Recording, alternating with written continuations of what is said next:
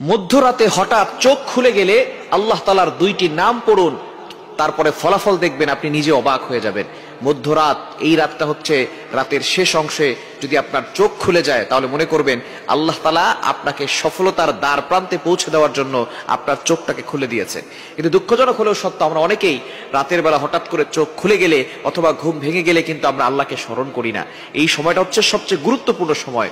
বুখারী শরীফের বর্ণনা, নবীজি সাল্লাল্লাহু আলাইহি সাল্লাম জানিয়ে দিয়েছেন, নবীজি সাল্লাল্লাহু আলাইহি সাল্লাম বলেন, রাতের শেষ অংশে, মধ্যরাতের পরেই রাতের শেষ অংশে যখন রাত একেবারে গভীর হয়ে যায়, এই সময়টা আল্লাহ তাআলা প্রথম আসমানে চলে আসেন এবং আল্লাহ তাআলা বান্দাদেরকে ডাকতে থাকেন, কার কি লাগবে আমি আল্লাহর কাছে চাও, আমি আল্লাহর কাছে বলো। অভাবে পড়ে গেছো, বিপদে পড়ে গেছো, তুমি টেনশনে পড়ে গেছো, দুশ্চিন্তায় পড়ে গেছো, আমি আল্লাহর কাছে সাহায্য চাও, আমি আল্লাহ তাআলা সকল বিপদ আপদ থেকে, বালা মুসিবত থেকে তোমাকে হেফাজত করব। সুতরাং আল্লাহ নিজে এসে ওই সময় বান্দাদেরকে ডাকতে থাকেন। মুয়াজ্জিন 5 বার প্রতিদিন মানুষকে ডাকে, হাইয়া আলাস সালাহ, হাইয়া আলাল ফালাহ, কাম টু দা সাকসেস, সফলতার দিকে আসো, কল্যাণের দিকে আসো। কিন্তু একটা সময় এমন আছে যেই সময় আল্লাহ নিজে বান্দাদেরকে ডাকতে থাকেন।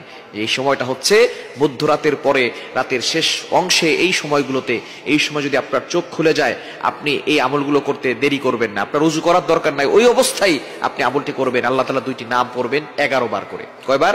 এবং দুইটি নাম পড়ার আগে আপনি 3 বার দুরূদ শরীফ পড়বেন। দুরুদের ভিতরে সর্বশ্রেষ্ঠ দুরুদ হচ্ছে দুরুদ ইব্রাহিম। আমরা নামাজ যেটা পড়ি এই দুরূদটি বেশি বেশি পড়ার চেষ্টা করবেন।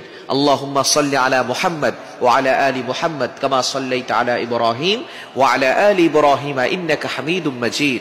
আল্লাহুম্মা বারিক আলা মুহাম্মদ ওয়া আলা আলি মুহাম্মদ কামা বারাকতা আলা ইব্রাহিম ওয়া আলা আলি ইব্রাহিম ইন্নাকা হামিদুম মাজিদ। এটা আপনি 3 বার পড়বেন। আর যদি এটা একটু বেশি কষ্ট হয়ে যায় তাহলে সাল্লাল্লাহু আলাইহি ওয়াসাল্লাম, সাল্লাল্লাহু আলাইহি ওয়াসাল্লাম, সাল্লাল্লাহু আলাইহি ওয়াসাল্লাম, এটা 3 বার পড়বেন। এরপর আল্লাহ তাআলার দুইটি গুণবাচক নাম পড়বেন, আল ওয়াহ্হাবু, এটা পড়বেন 11 বার, আর হচ্ছে ইয়া ফাত্তাহু, এটা পড়বেন 11 বার। এই দুইটি নাম পড়ে আপনি আল্লাহর কাছে দোয়া করবেন, দেখবেন আল্লাহ তাআলা আপনার সকল চাওয়া পাওয়াগুলো কবুল করবেন, আপনার নেক আশাগুলো আল্লাহ তাআলা কবুল করবেন।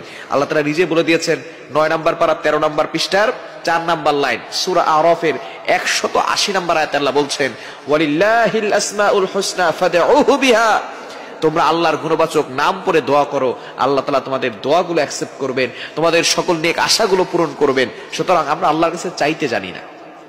আমরা এই রাতের শেষ অংশে, মধ্যরাতের পরে যদি হঠাৎ করে আপনার চোখ খুলে যায়, আপনি আল্লাহর কাছে দোয়া করবেন, দেখবেন আল্লাহ তাআলা আপনার সকল চাওয়া পাওয়া গুলো কবুল করবেন, বিপদ থেকে আল্লাহ হেফাজত করবেন।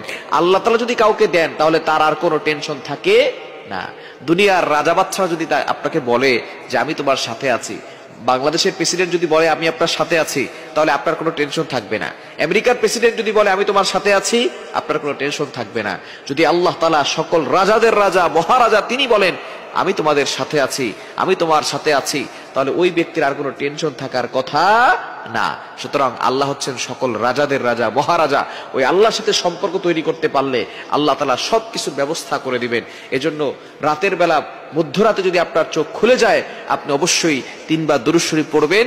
এরপরে আল্লাহ তাআলার দুইটি গুণবাচক নাম আল ওয়াহ্হাবু, ইয়া ফাত্তাহু, এগুলো 11 বার করে পড়ে আল্লাহর কাছে দোয়া করবেন। আল্লাহ তাআলা সবকিছুর ব্যবস্থা করে দিবেন।